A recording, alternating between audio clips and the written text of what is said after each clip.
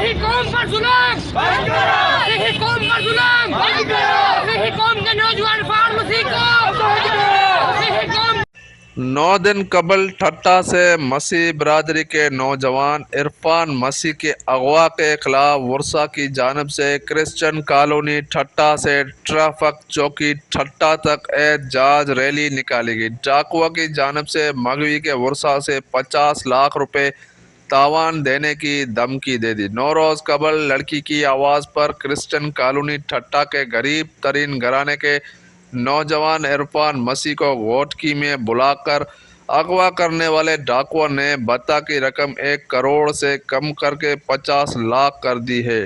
ڈاکوؤں نے مغوی کے گھر فون کر کے رقم ادا کرنے کو کہا ہے کہ یہ رقم فوری ادا نہیں کی گئی تو نوجوان کو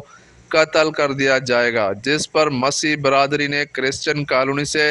ٹریفک چوکی تک احتجاج ریلی نکالی اور سندھ حکومت، آئی جی سندھ اور قانون نافذ کرنے والے اداروں سے گزارش کی ہے کہ ہمارے نوجوان کو بحفاظت بازیاب کرایا جائے۔ انہوں نے کہا ہے کہ گھر میں کھانے کے لیے 50 روپے نہیں ہے تو 50 لاکھ روپے کہاں سے آئیں گے۔ تنویر علی، وش نیوز، ٹھٹہ۔